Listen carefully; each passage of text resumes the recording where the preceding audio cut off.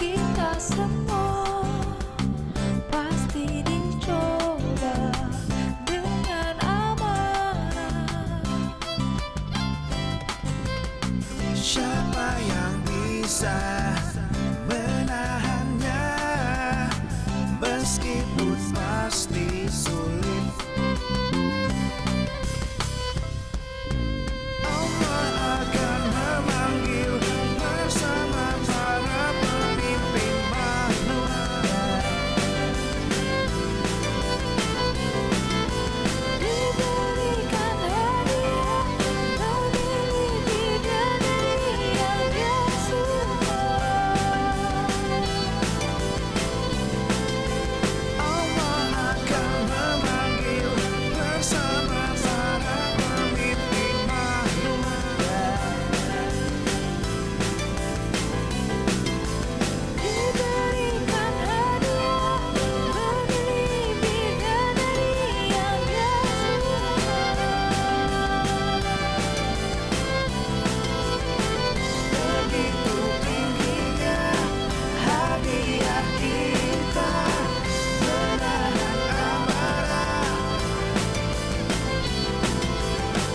Begitu tingginya hadiah kita, menahan amarah.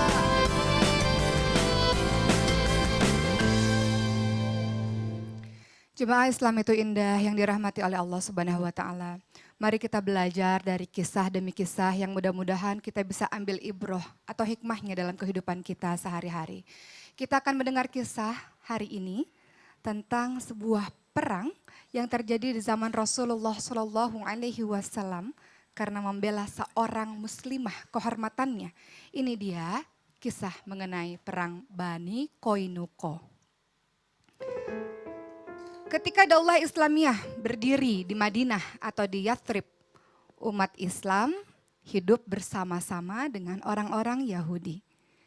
Rasulullah Shallallahu Alaihi Wasallam sebagai kepala negara membuat peraturan-peraturan agar umat Islam dan orang-orang Yahudi bisa hidup secara damai, tentram satu sama lain. Di Madinah ada beberapa kelompok orang-orang Yahudi. Beberapa di antaranya ada Bani Nadir, ada Bani Koinuko, dan Bani Quraizo, dan orang-orang Islam. Namun ternyata orang-orang Yahudi ini di antara mereka ada yang berbuat makar, ada yang senantiasa sengaja untuk menyelisihi perjanjian demi perjanjian. Sehingga para sahabat Rasul mengatakan pada Rasul, "Wahai Rasul, kenapa kita tidak perangi saja?" Apa kata Rasul? Jangan dulu terpancing emosi. Mungkin iman kalian sudah kokoh, tapi bukan ini saatnya.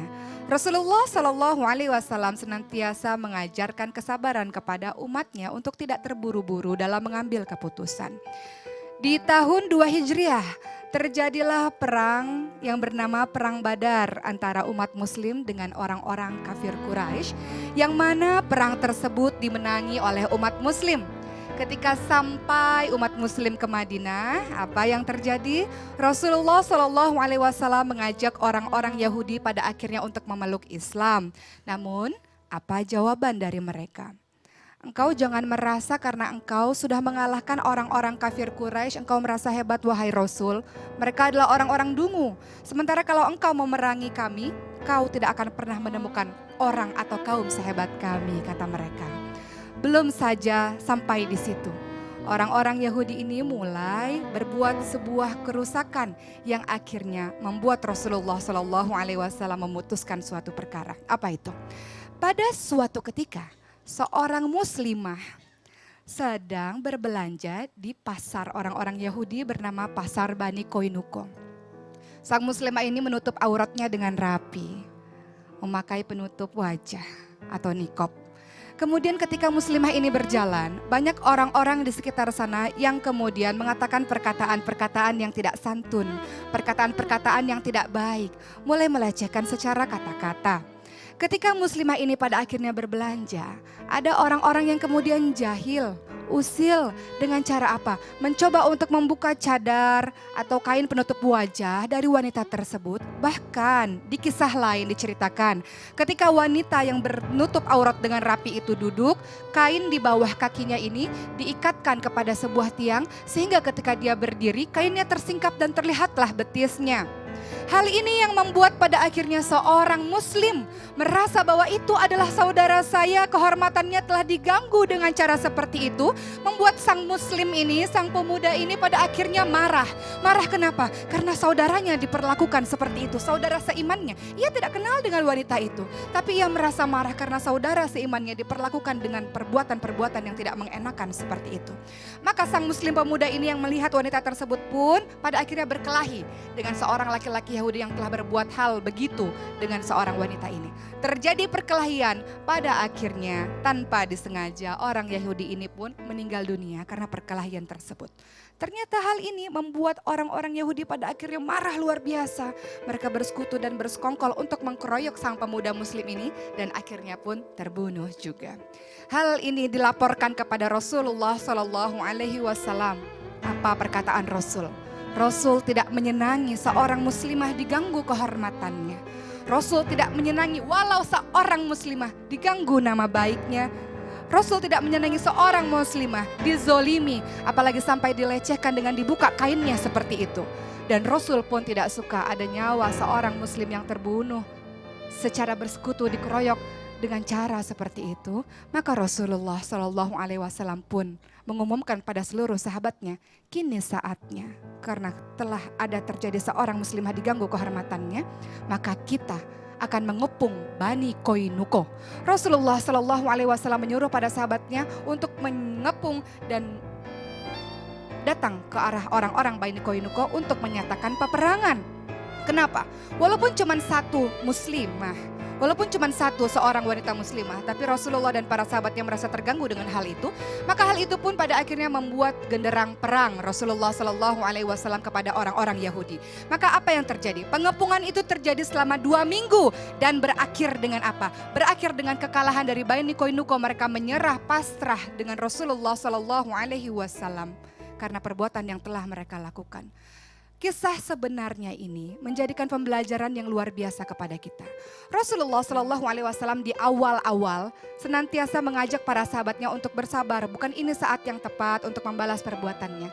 Namun ketika pada akhirnya ada sebuah kejadian yang sangat fatal. Ada sebuah kejadian yang membuat pada akhirnya hati kaum muslim dan hati kaum muslimah pada umumnya tersakiti. Dan ketika Rasul menyadari bahwa seluruh sahabat-sahabat sudah iman kokoh imannya, kokoh Islamnya, siap semua pertempurannya, maka Rasulullah di waktu yang tepat pun pada akhirnya melakukan penyerangan tersebut. Mudah-mudahan ini menjadi sebuah pembelajaran untuk kita. Ketika ada saudara-saudara kita yang diganggu, silakan membalasnya dengan balasan-balasan yang baik sesuai dengan waktunya, tepat pada waktunya. Mudah-mudahan bisa menjadi inspirasi untuk kita semua mengetahui kisah tentang Bani Koinuko. Peperangan yang terjadi karena membela satu kehormatan wanita muslimah. Insya Allah. Insya Allah. Amin. Baiklah jemaah, kembali lagi di Islam Itu Indah bersama Fiostin DS. Nah tadi Ustadz Maulana kalau bisa dilihat dari kisah teladan yang disampaikan oleh Ustazah Oki. Hubungannya sama tema kita hari ini, terpancing emosi. Karena gini, mohon maaf, ada harus emosi. Ketika itu berkaitan dengan agama. Baik. Itu. Tapi kalau berkaitan dengan pribadi, saya ingat sosok Sayyidina Ali karamallahu wajhah, luar biasa hebatnya, sudah hampir mengunduskan pedangnya kepada Saat perang. musuhnya. Pas itu beliau diludahi, terus Betul. beliau langsung pergi. Kenapa? Kenapa pergi? Waktu tadi saya mengangkat pedang itu karena Allah, tapi ketika engkau meludahi aku itu karena saya. Jadi kalau karena Allah boleh. Masya Allah, terima kasih kisah tauladannya Ustazah Oki. Pemirsa jangan kemana-mana, tetaplah bersama kami hanya di Islam Itu Indah bersama Fiostin DS. Jamaah. Oh jamaah. Alhamdulillah.